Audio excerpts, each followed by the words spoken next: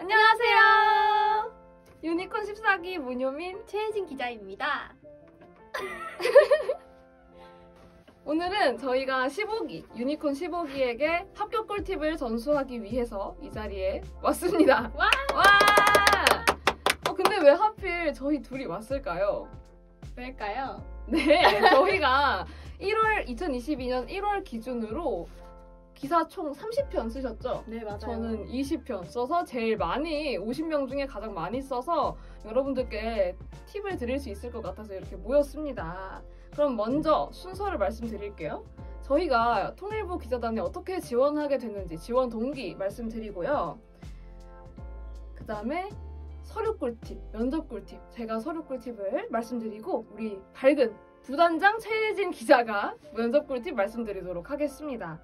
그러고서 이제 50명 기자들 중에 몇 명을 뽑아서 다양한 기자들이 어떻게 지원하게 됐고 유니콘 활동의 장점 같은 거 설명을 드리고요. 마지막으로는 정말 여기서만 볼 수 있는 주무관, 실무관님들의 합격 꿀팁을 전해드리도록 하겠습니다. 끝까지 시청해주세요.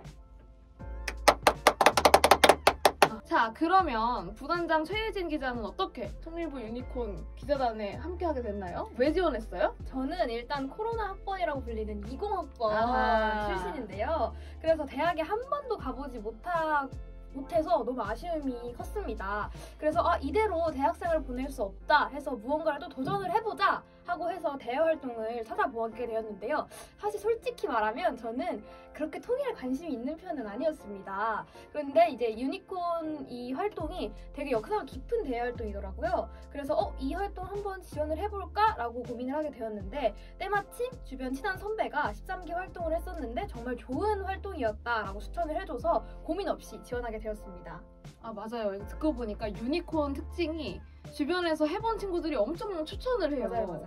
저 같은 경우는 저도 이제 언론인 지망생인데 통일 자체는 크게 관심이 없었어요. 근데 주변에서 하도 추천을 해서 13기에 지원을 했다가 떨어졌습니다. 면접도 못 가고 떨어졌어요. 그래서 이제 사람이 그때부터 통일에 관심을 가지게 되더라고요. 한번 또 떨어뜨려봐라 하는 심정으로 14기에 지원을 했고요. 정말 많이 1년 동안 배웠기 때문에 저희가 또 이런 영상을 찍는 거 아니겠습니까? 그렇죠.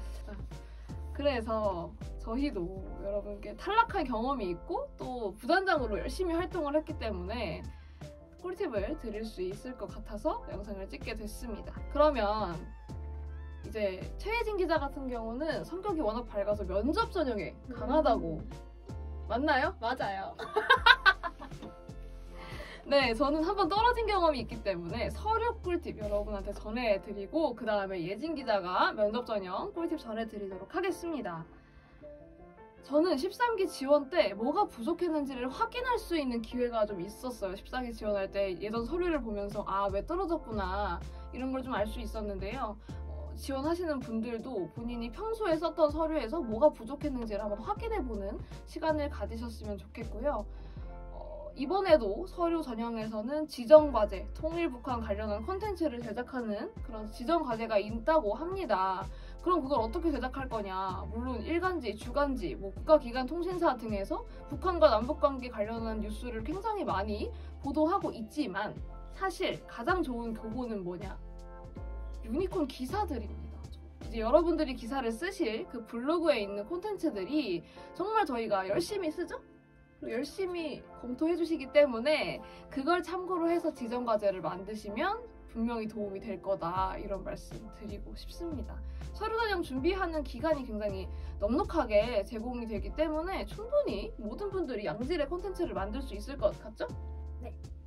네, 그럼 서류를 어렵사리 통과했어요. 그럼 면접 어떻게 합니까? 면접 사실 저는 코로나 때문에 저희 둘 다 그쵸. 비대면 면접을 봤잖아요. 근데 이제 비대면 면접의 가장 큰 어려운 점이 제 얼굴을 마주하고 면접을 봐야 한단 말이죠. 맞아요. 사실 제 얼굴을 마주한다는 게 쉽지가 않아요. 그냥 되게 어색하고 그래서 저는 면접 준비를 할 때 그 노트북에 내장되어 있는 카메라를 켜고 면접 준비를 했습니다. 그리고 미리? 네, 미리. 그리고 이제 질문은 사실 이게 역사가 깊은 대외 활동이다 보니까 블로그에 찾아보면 유니콘 지원 후기, 면접 후기 이렇게 다른 기자님들이 올린 포스팅이 많단 말이에요. 그래서 거기를 바탕으로 예상 질문을 뽑아서 준비를 했고요. 그리고 그 질문 내용이 가장 궁금하실 텐데 사실 면접 질문은 지원서에 있는 내용을 기반으로 대부분 이루어지는 것 같아요. 그래서 저도 통일 교육을 중점으로 지원서를 작성을 했는데 그 부분에 대한 면접 질문이 많았기 때문에 자신이 지원서에 적은 키워드에 대한 기본적인 지식들은 미리 습득하는 것을 추천드립니다.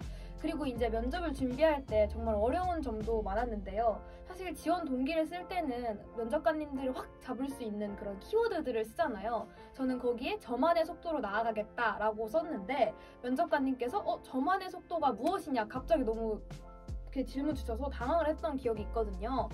이렇게 당황을 하면 사실 안 돼요. 왜냐면 사실 당황을 하면 면접관님들의 눈에는 당황한 게 더 2배, 3배로 보이거든요. 그래서 뭐 질문에 너무 벗어난 답변을 하라 이런 건 아니지만 당황해도 잘못된 답변이라도 당당하게 말할 수 있는 자세는 어느 정도 필요하지 않을까 하는 것이 저의 면접 꿀팁입니다. 아, 이거 진짜 꿀팁이다. 지원서에 별 이제 큰 생각 없이 썼다가 질문이 들어왔을 때 맞아요. 당황하지 않고 답할 수 있는 게 굉장히 중요하다는 말을 해주셨습니다. 하지만 당황해도 붙은 거죠? 그쵸. 역시 자신감, 예진 기자의 활발함과 자신감이 결국 합격으로 이어진 게 아닌가 생각이 듭니다. 서류 꿀팁을 너무 뻔하게 말한 것 같은데 뒤에서 더 꿀팁을 전하도록 하겠습니다. 통일부 대학생 기자단 유니콘 14기는 약 50명의 기자들이 활동을 하고 있는데요. 미술, 음악, 북한, 경제, 생명과학, 정치, 외교 등 전공이 매우 다양합니다. 사실 통일부라고 하면 북한학이나 정치, 외교학 같이 직접적인 관련이 있는 학과만 지원을 할 거다라는 편견이 있으실 수도 있는데요. 그런 의미에서 여러분께 정말 다양한 전공을 가진 대학생들이 활동을 하고 있다는 걸 전해드리고자 저희가 여러 기자님들의 이야기를 직접 들어보았습니다. 그러면 문효민 기자님부터 직접. 네, 앞서 말한 것처럼 생명과학과 같이 통일과 전혀 관련 없는 학과에서도 지원을 해주셨고 합격을 해서 활동을 하고 계세요. 그분께 이제 왜 지원했느냐, 뭐 활동해보니 어떠냐 이렇게 질문을 했더니 하모 기자님이시죠? 네, 하모 기자님께서 정치외교학을 복수 전공하고 있는데 이제 통일 관련 특강을 듣고 나서 통일에 관심을 가지게 되셨다고 합니다. 활동을 해보시니까 어쨌든 계속해서 카드뉴스랑 글기사를 쓰고 또 전문가분들한테 검토를 받는 과정을 거치잖아요. 사실 이런 경험이 쉽게 쌓을 수 있는 경험이 아니기 때문에 그게 굉장히 도움이 된다고 하셨고요. 하모 기자님께서 생각하시는 합격 꿀팁이 있습니다. 이게 정말 신기한 게 실무관님, 주무관님과 같은 말씀을 하셨어요. 북한과 통일에 관심 있고 열정이 있다는 걸 보여줘라. 뻔한 이야기네요. 근데 세 분 모두 다 같은 말씀을 하셨습니다. 이건 뒤에서 또 말씀을 드릴게요. 또 이제 어떤 기자분들이 코멘트를 주셨을까요? 저는 좀 다양한 되게 이런 전공을 가진 기자님이 지원을 하셨다고 슬플 만한 분의 이야기를 가져왔는데요. 정남경 기자님인데 네, 서양화 전공을 하고 계십니다. 왜 자신의 전공이 통일과 연관성이 있느냐라는 질문에 분단으로 남북한의 예술 또한 다른 양상을 띠게 되었습니다. 미술 분야에서 서로의 차이를 알고 훗날 이해한다면 문화적 통일을 대비할 수 있다라고 답변 주셨는데요. 사실 이게 체제와 체제 간의 경쟁이기 때문에 그렇게 정치적으로 통일을 생각한다면 사실 지루할 수도 있거든요. 근데 이제 정남경 기자님은 자신의 전공인 예술과 관련을 해서 그 분야에 대한 기사를 써가면서 이제 자신만의 전공과 이런 통일의 연관성을 잘 스토리텔링을 풀어나가고 있는 기자님이라 제가 사연을 가져오게 되었습니다. 그리고 계속할까요? 네.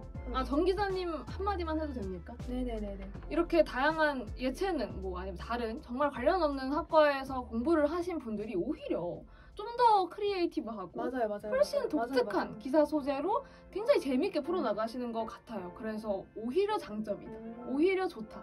그리고 이게 하다 보면 되게 통일과 관련된 전시회가 많거든요. 많죠. 사실 저희는 전공자가 아니어서 전시회를 가면 와 멋지다, 예쁘다 끝인데 이게 예술을 확실히 전공하는 기자님이라 그런지 무슨 그림 위에 붓을 어떻게 그렸고 선은 어떻게 펴 이렇게 정말 바라보는 시선이 다르더라고요. 그래서 오히려 더 유리한 위치에 있지 않을까라고 생각을 합니다. 맞습니다. 정말 정 기자님 여기서 정 기자님 칭찬을 하면 안 되니까 정말 다양한 학과 많이 지원해주세요. 네. 그리고 이제 다음은 경제학과에 재학 중인 임경진 기자님의 이야기를 가져왔는데요. 제가 이제 임경진 기자님이라고 생각을 하고 말해보겠습니다. 저는 사람에 관심이 많았어요. 경제학은 왜 사람들이 저렇게 행동하는가? 우리 세상은 왜 이렇게 돌아가는가? 라는 질문들에 대해 공부할 수 있는 학문이라고 생각하여 전공을 하게 되었습니다. 사람에 관심이 많다 보니 자연스럽게 북한 사람들의 삶도 알고 싶다는 호기심이 들었던 것 같아요. 북한과 통일이라는 이슈는 남한 사람들의 일상과 사고방식에 큰 영향을 주는 요소이기도 해서 사람에 관심이 있는 저로서는 통일과 북한이라는 키워드에 관심을 갖지 않을 수 없었습니다. 라고 답을 해주셨습니다. 네, 맞아요. 사람의 이야기가 가장 참 어렵기도 하지만 가장 흥미롭기도 한 것 같아요. 네. 이게 정말 중요한 말씀인 것 같아요. 다양한 전공이 중요한 이유는 사람 사는 이야기를 어쨌든 우리가 쓰는 거기 때문에 정치외교랑 언론정보학과를 이제 다니는 분들이 쓸 수 없는 이야기가 있거든요. 그쵸. 50명 친구들이 모두 다양한 공부를 하다 보니까 정말 기사가 더 다양해지고 다채로워지고 이런 경험을 저희도 쓰면서 읽으면서 하고 있습니다. 그리고 이게 이제 점점 남과 북이 뭐 꼭 통일을 해야 된다 이렇게 바라보기보다는 이제 점점 경협이라든지 이렇게 경제적인 파트너로 바라보는 시선도 생겼잖아요. 그렇기 때문에 더더욱 경제학과를 전공을 하시는 분들이라면 좀 더 새로운 시각으로 이런 기사를 쓸 수 있지 않을까라는 조심스러운 추측을 해봅니다. 맞습니다. 저희가 이거를 준비한 이유도 어떤 전공이든 가리지 말고 지원하셔라. 실제로 이번에 성악과 친구도 계시죠? 맞아요. 네. 의외로 북한학과랑 정치외교학과만 있다. 그런 편견 버리셔도 되고 지원하셔도 됩니다. 이런 말씀 드리고요.